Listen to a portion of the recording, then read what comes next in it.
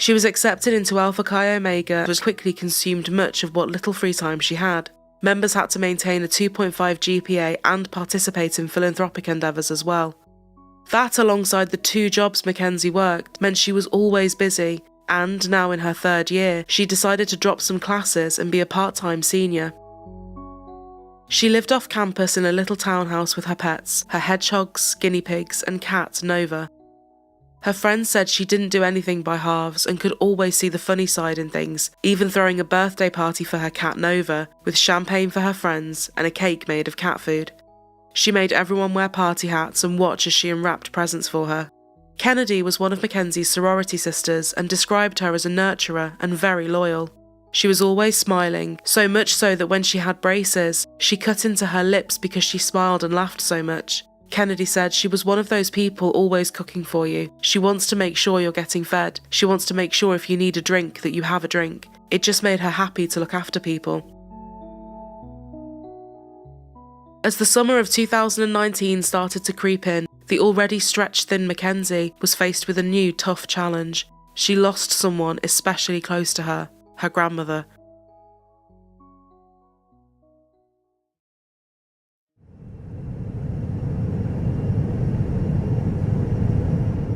In mid-June, she flew out to Los Angeles for her funeral, and on June 17th at 1 a.m, she landed back at Salt Lake City International Airport. At 2 a.m, she sent her mom a text saying, "Landed. Love you, mama." And just a few minutes later, she was looking for a ride, either using Uber or Lyft.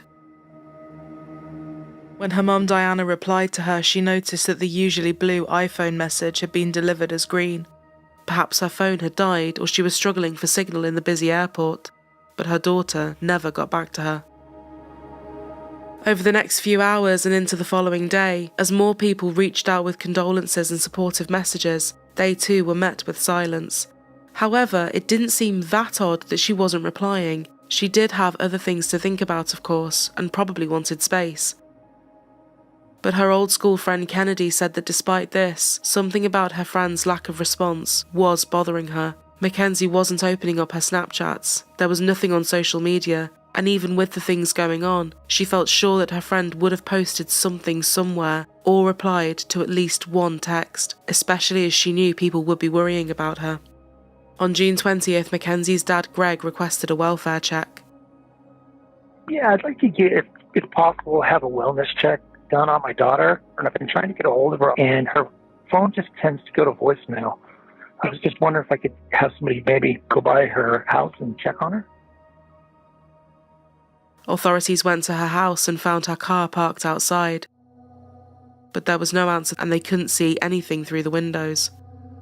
They started making calls to her friends, her job and her university. She had now missed a very important exam, shifts at work, and a wedding back in California. A week would soon have passed since Mackenzie landed, with still nothing from her.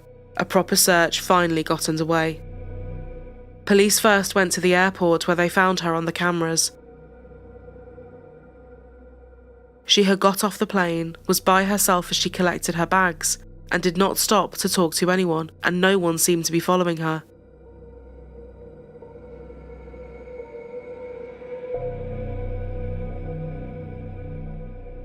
About 40 minutes after she landed, Mackenzie got a ride via Lyft to Hatch Park. This was about 9 miles from her townhouse.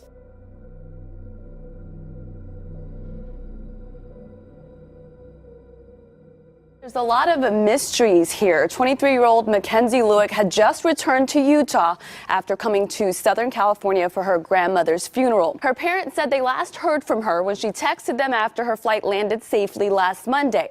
After that, she ordered a lift to an address in North Salt Lake, but friends say Lueck didn't live there and they don't know why she went there. Lueck has been absent on social media, and her friends and sorority sisters have been passing out flyers hoping someone will come forward with information. Lyft told CBS News they're actively assisting law enforcement with their investigation and that there were no irregularities with the ride. She was dropped off and the driver continued taking other customers immediately. The family is from Southern California and they're now working to get subpoenas for her phone records to hopefully try to piece some of this together. The Lyft driver had now been found, and he said he did indeed drop her at the park safe and well. She said she was meeting someone.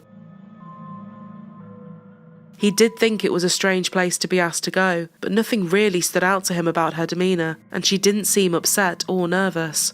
Mackenzie had even made a point of admitting that it was an odd place to be dropped off, but she didn't elaborate and carried on texting someone. When he pulled up, he had spotted a car already parked, and as he was helping her with her bags, out of the corner of his eye, he noticed someone get out of the car. But it was so dark and far away he couldn't say anything about this person. It was just a dark, blurry outline.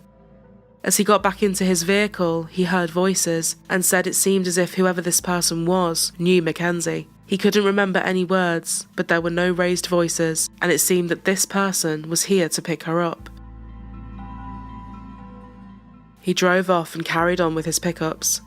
What he said checked out, all confirmed by his phone data, and police were satisfied he was nothing to do with her being missing. Her friends were concerned that the police were still saying they had no reason to suspect foul play. Huge groups of volunteers were now handing out flyers to every single car that went past, talked to every news outlet, and every single day they were out. Missing posters continue to pepper Salt Lake City streets, hoping to find an answer to the question, what happened to Mackenzie Lueck? We encourage the public to help us answer these lingering questions, such as who is the person she met in Hatch Park? Does Mackenzie have an alternate phone that she has used in the past or is using? Does she have social media accounts that we don't know about? Is anyone in contact with Mackenzie online currently or within the last week? Now the SLCPD says that they don't even know the make or the model of that car, or even whether it was a man or a woman behind the wheel that morning. They say they have a tip line established. If anyone knows anything, they should call 801-799-4420. And so far, about 125 tips have come in on that line. They have also asked the FBI for their assistance in this investigation. Police finally got a big tip-off from a former Salt Lake City police officer turned private investigator, Rob Joseph. He had seen the 23-year-old's picture and suddenly remembered he had actually had an encounter with her a few weeks before she vanished. Rob and his friend had randomly bumped into Mackenzie in a bar. He described her as being chatty and friendly, and they spoke for about an hour over some drinks. As they talked, Rob said that Mackenzie had told them she had recently joined a dating site called Seeking Arrangement. This site, with almost 50 million users worldwide, advertises itself as the largest luxury dating site for the beautiful, wealthy and successful, billing itself at the time as a platform for so-called sugar daddies to meet so-called sugar babies. Rob said she didn't go into detail about what she was looking for, but she had had 2 pretty serious relationships prior to this and was now single and just living her life. This was a pretty big lead and a huge surprise for a lot of people. They had no idea Mackenzie was on this site, and it seemed that she had been keeping a lot about her life very secret. They felt sure that the person she had met in the park was likely someone linked to Seeking Arrangement. Rob Joseph found Mackenzie's profile, and her last activity on the site was June 16th, a mere matter of hours before she went missing. Police say there's been no activity on her phone and her bank accounts have been untouched. A look into her finances showed them that the plane tickets had been paid for by men she had met on the site, and there was a random bank account where $300 had been deposited by someone else too. Mackenzie's dad, Greg, told police that after she went missing, he found a separate bank account in her name, something they were all totally unaware of. Using these profiles, they began jumping through social media, person to person, page to page. Mackenzie had very recently followed a page on Instagram called Fatherless, and it was via this and phone records from her network provider they found a number she had been texting. The phone was linked to a Salt Lake City home, which was owned by 31-year-old Ayula Ajayi, known as AJ. He was recently divorced, lived close to Hatch Park, and according to his profiles worked as a support analyst for Dell, and was a part-time model. From the outset, everything seemed almost too normal. AJ had no criminal history that they could see, shared a home with a couple of people renting his basement, which was an Airbnb, and he spent most of his time working. But some very disturbing things were about to come out about him, and police soon felt certain this was the person behind whatever had happened to Mackenzie Lueck. AJ had attended Utah State University on a student visa, but only sporadically went to his classes. After this, he got a green card so he could stay living and working in Utah, and alongside his day job, he had also written a novel. The plot of which was a young man who witnesses 2 murders and must decide if he wants to pursue a life of crime. He talked about burning bodies, and in his author profile he said, survived a tyrannical dictatorship, escaped a real-life crime, travelled internationally. His now ex-wife lived apart from him and was staying in Dallas. She said she had stopped talking to him completely because she was so terrified of him. He would often threaten to have someone kidnap her and kill her, and she had had to change her number, block him on everything, and eventually divorce him in January 2019. He had been investigated for rape in 2014 and assaulting a woman in 2018, but no charges were ever filed. AJ told police that he had never spoken to Mackenzie and had no idea who she was.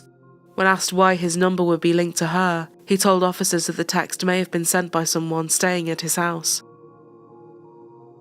A local contractor named Brian told detectives that AJ had messaged him about building a hidden, soundproof room with a thumbprint lock behind a secret door in his house. AJ told him money was no object, but he needed a quick turnaround. He wanted to get it all finished before his girlfriend came into town. He asked why, and AJ said he wanted a place to hide his alcohol as his girlfriend was Mormon and didn't know he drank. Although Mackenzie was brought up in the Church of Jesus Christ of Latter-day Saints, she openly didn't practice it. Who he was referring to remains unknown. Brian said, the reasons he was giving me just didn't add up to me, and I had a gut feeling, and I just had to walk away. He was only inside the house 30 minutes. When me and my nephew left, we got in the truck and I looked at him and I was like, that was weird, right? And he's like, yeah, that was hella weird. We're not doing this job, right? And I was like, hell no, we're not. The plan never went ahead, but AJ continued to message him about it. AJ then voluntarily walked into the police station with a slightly different story. He admitted that he and Mackenzie had actually talked briefly after meeting on seeking arrangement, although she had stopped talking to him soon after he made contact. He said, so she stopped responding once I sent out my pictures. I thought maybe she just doesn't want my type of race, so I just stopped responding to her. But he had finally admitted to communicating with her, and this was enough to issue a search warrant at his Fair Park home. Is there anyone else in there? Let's make sure.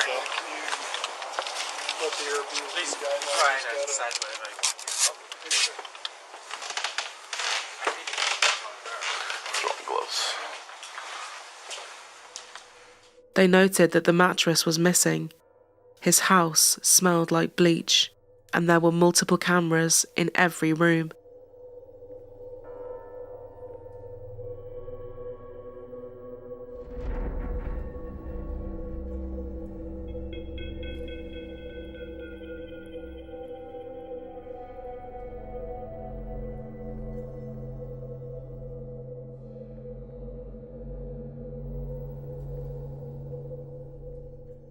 He rented out some of his basement area to a couple of people, and they were asked to leave the property while everything was going on. Hi, it's the police department. Are you renting this room? Yes. Okay. We are going to be serving a warrant on this house. Is there anyone else in this room? No, nobody's here, just me. Just you? Am I going to be able to come back in here? It may be a while.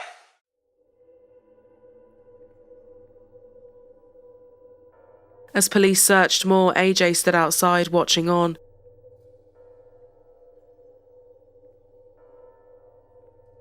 Yeah, if you want to move to the shade, that's fine, but don't move the door.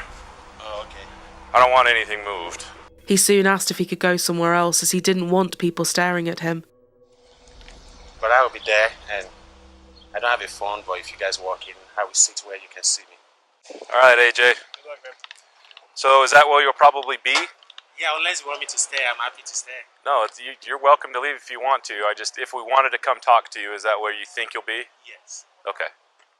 All right. Good luck, man. As he walked off down the street, one of his neighbours told officers that they had smelled something horrible around the time Mackenzie vanished and had looked outside to see him pouring gasoline everywhere. They showed police where they had seen it. They found the remnants of a fire and a huge, freshly dug hole.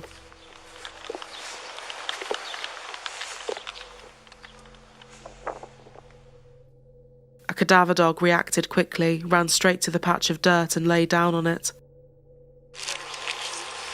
Highway 6410. And then here's some more. Well, that's a piece Highway of paper. 641102. But does that look like a bone or? They also found a bone which they quickly determined to be human, and what looked like part of a scalp, with hair still attached. A charred iPhone and some burned clothes lay around too. Hard to determine. I haven't touched anything, but looks like a newer black, possibly Apple phone. They seized AJ's devices, which later turned out to be full of child abuse material, children as young as 4 years old. What's going on, man? So, detectives are ready to talk to you about everything that's going on real fast, so if you want to come, I'll give you right back to the house real quick. But there's Fox News over there. I know, I'm going to drive you back in my car. It's a Camry, so... But We'll stay away from the news. Yeah, we're not going to go by the news. But I don't want my face on the news. I will do that so it doesn't, okay? So stand up real quick. We're just gonna. Oh, get you up, are you arresting me or something? No. Stand up. Then why you're gonna be detained for a little bit. You're being detained, but just for a second, okay? I got to put you in handcuffs just while we're driving. Per policy, we're just gonna go talk to detectives for a little bit. Why are you detaining me? Because you need to talk to detectives, and I need to transport you back. So my policy says every time someone's in my car, they will wear handcuffs. So that's why they're. But there's a news over there. They can come right back. We're probably not gonna take. We'll take you to another spot so you're not by the news. Okay. We can hung up. How did the news find out? We were wondering the same thing. I just want to make sure there's no weapons. AJ was found in a nearby park, detained and taken back to the station for another interview. What they found was damning, but there were no test results yet.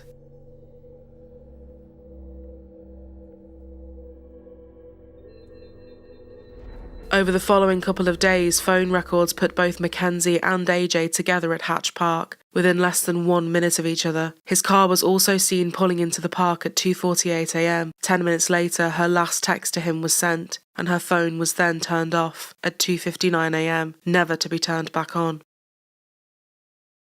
So think about that for a second and put yourself in their shoes, and then start being honest with me. We have had a week and a half now to prepare, and we have been very busy because I care about Mackenzie and I want her. I think you did care about her. I agree. And I know that there's more for you to tell me, and you're holding back, and I don't understand why. AJ, I just told you that your phone records and the location put you up at the meet. Do you think honestly and expect me to believe that you ended that conversation and somehow you and her location end up in the exact same spot? Oh, I'm not doubting you. If I see that too, if I'm in your case, I would be asking myself, what are you asking me right now? It's not a miraculous question. Yeah, I agree with you. Okay. Stuff doesn't just happen. No. Yes, I agree with you. I'm telling you to explain that. And so far, you have not. Well, how do I explain something I don't know? Are you saying you don't know or you don't remember? Because those are two different things, AJ. AJ's phone put him at his home at 3:07 a.m. AJ said to police that they were wasting time focusing on him and they would soon realise it was a dead end. They were closing in though, and the once so confident AJ was starting to seem less so. Finally, his phone gave them a key location. A day after Mackenzie got into his car, he had driven to an area in Logan Canyon, 85 miles away from his house. This finally gave them a place to look for Mackenzie, but the area was massive and it would be a tough task. To To their relief, they did not have to look far. In part of the river, they found Mackenzie's burned purse, bag, ID cards, and some more clothing.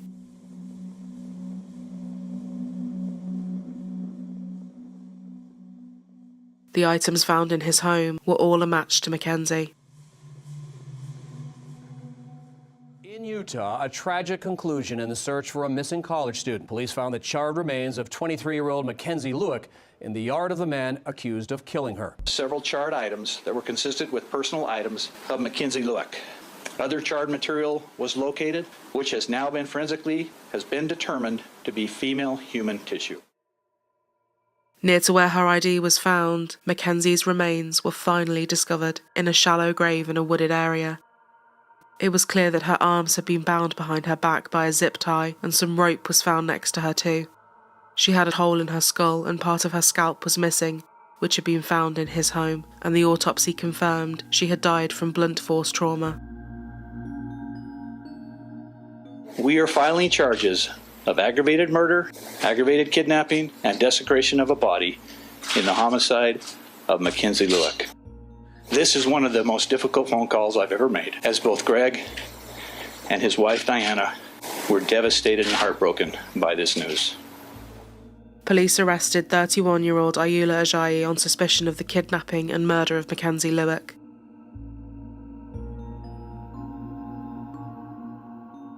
His first hearing lasted only 2 minutes and he did not enter a plea.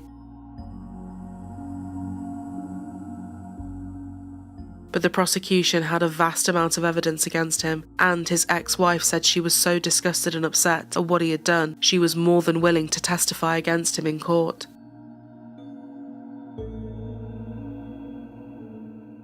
Upon hearing that the death penalty was on the table, the man accused of killing University of Utah student Mackenzie Lueck has pleaded guilty to murder. AJ accepted a plea deal, pleading guilty to aggravated murder and desecration of a human body. In exchange for his guilty plea, some other charges were dismissed. These included aggravated kidnapping and obstructing justice. The plea bargain also resolved other charges he was facing in 2 unrelated cases. He admitted to forcible sexual abuse, assaulting a woman in March 2018, and this was now dropped. And given what they had found on his devices, he had been charged with 19 felony counts of sexual exploitation of a minor. These charges too were dropped. AJ admitted to the court that he had planned on killing Mackenzie before he even met with her that morning. Before he left his house, he turned off all of his security cameras, and once he and Mackenzie arrived back at his home, he tied her hands behind her back and started strangling her. Mackenzie put up a fight and begged him to stop, but he threw her onto her stomach and used a belt to carry on choking her. She had died of blunt force trauma to the head, but he did not go into detail about this. He then burned her body and buried her in his backyard, before digging her back up and moving her out to the canyon.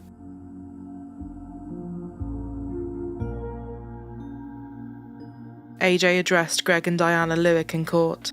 "I'm sorry for what I did. I deserve what I'm going to get. I know this won't bring her back." To this day, the prosecution and police are still confused and in the dark as to why he did what he did. The district attorney said, "Most homicides we deal with have clearly identifiable motives: financial gain, revenge, perceived wrongs. But that doesn't exist in this case. Without having met her in person before, he already decided to murder her. The only conclusion that evidence suggests is that Ayoola Ajayi simply wanted to know what it felt like to kill. This was murder for murder's sake." Today, the man who pleaded guilty to murdering 23-year-old Mackenzie Lueck, Ayoola Ajayi, was sentenced to life in prison without parole. There is no sense of perfect justice here. There's just an accountability. And the one thing that our community can rest assured with, and her family can rest assured with, is that Mr. Ajayi will spend the rest of his life and he will die in prison. Though the process is over, the memories and the scars for the Lueck family will always remain. We are blessed and honored to have Mackenzie in our lives for the last 23 years. The judge says Ajayi pled guilty to the 3 most severe criminal crimes. He will serve each of those crimes consecutively. One of Mackenzie's friends, Katie, added, No person, regardless of their gender or dating life, deserves to die. Mackenzie is not responsible for the death. There's only one person responsible for that, and we're here to hold him responsible. If Kenzie knew what was going to happen, she would not have met with that individual at the park. Her death is not her fault, and for people to say things other than that is hurtful. It's hurtful to other victims out there. It just doesn't make sense. Her friends and family set up a non-profit organisation called Mackenzie's Voice. Her friend Ashley said, "We learned that there's not really a handbook or manual or toolkit for friends or family members when their friend goes missing. When Mackenzie went missing, the first thing we said is, what do we do? What is there to do? Helping other families and friends figure out what to do when their loved one goes missing is the motivation behind Mackenzie's Voice. The nonprofit organization, started by the same friends who launched the initial search for Mackenzie last month, wants to provide that toolkit with resources such as media lists and guidelines for statements. Mackenzie's Voice also wants to provide educational opportunities for young men and women about safe online dating practices. We were fortunate in a way where her case has gotten a lot of attention, and I don't know if we would have found her or this person if it didn't. So they're paying it forward for Mackenzie. She wanted to be a nurse, very service-oriented, and that's why we really want to pursue this nonprofit, because we know it's something that she would have wanted us to do. Mackenzie's mom said that her daughter was a real spitfire, a loyal friend to the end. Her friends carry on throwing birthday parties for Nova, always remembering to laugh about the good times and fun memories they had together. Ashley added, "This person took away our friend, but he will not take away our strength. We will continue to advocate for victims of violence in our community, and will continue to use Mackenzie's Voice for good."